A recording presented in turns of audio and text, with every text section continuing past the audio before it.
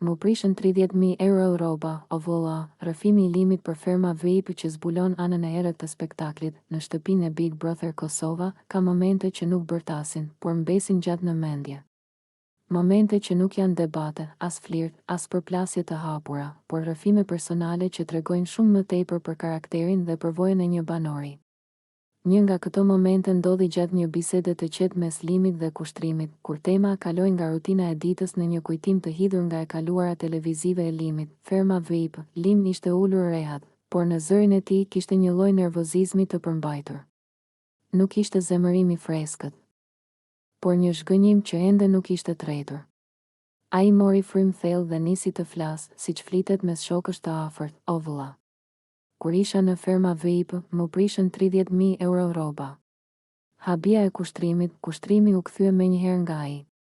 Fillimisht mendoi se Lim po egzageronte, por shpreha në fytyrën e tij tregonte se kjo nuk ishte shaka. 30.000 euro rroba nuk janë thjesht disa bluza apo xhaketa. Janë marka, stil, investim, imazh, si mu prishën. E pyeti Kushtrimi, ende I habitur. Lim buzëqeshi me ironi. Një buzëqeshje që nuk kishte asgjë të gëzuar, hidhi njëri hilac, hidhi tjetri përzi. Njëra me tjetrën. Asgjë s'ishte nën kontroll.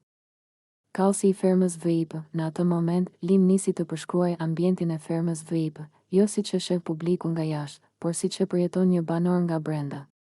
Një vend ku kushtet janë të vështira, higjiena shpesh lë për të dëshiruar dhe ku sendet personale nuk trajtohen gjithmonë me kujdes. Rrobat e mia, o vëlla, ishin rroba skene, rroba të shtrenjta. Marka. I kisha marrë me vete se aty dilje çdo ditë para kamerave. Po çka ndodhi? I lan keq, I përzien, I hodhën pa kujdes.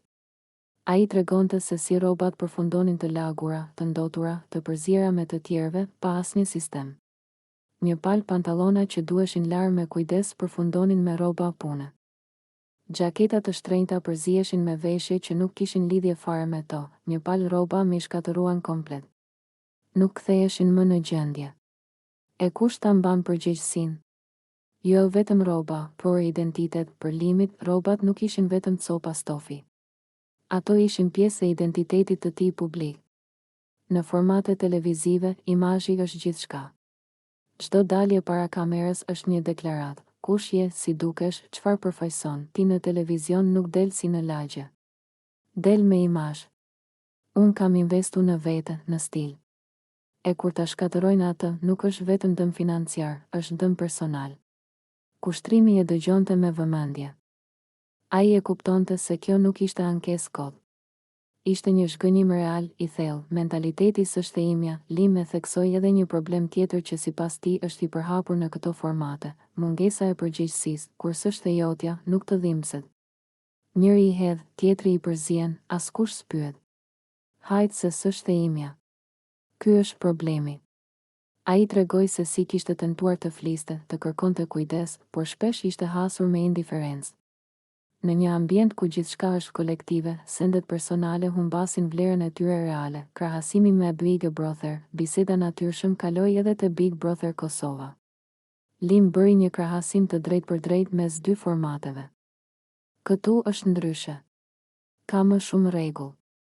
Në ferma ishte kaos. Edhe ambienti, edhe organizimi. Ai nuk e fsheu faktin që kjo përvojë e kishte bërë më të kujdesshëm tani. Ai ruante rrobat, I sistemonte vet, I kontrollonte më shpesh. S'kam nerva me përjetu edhe një herë atë që përjetova aty.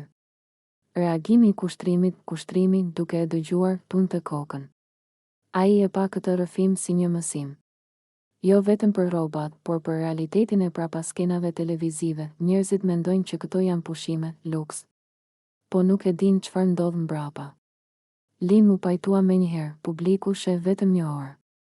Ne jetojmë 24 orë aty. Një rrëfim që ndryshon perceptimin. Ky rrëfim I Limit nuk ishte thjesht histori për rroba të prishura. Ishte një pasqyrë e asaj çfarë do të thotë të jesh pjesë e një reality show nga brenda.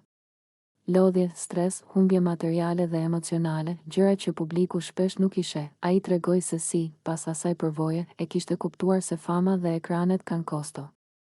Dhe ndonjëherë, ajo kosto paguhet me gjëra shumë konkrete, para, nerva, durim, përfundim, deklarata e limit, më prishën 30.000 euro rroba, o vëlla, nuk ishte thjesht mburje apo ankesë.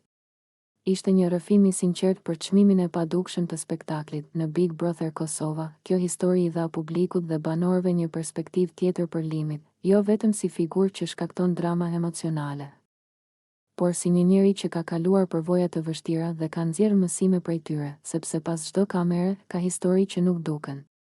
Dhe ndonjëherë, një palë rroba të prishura tregojnë më shumë se një debat i madh.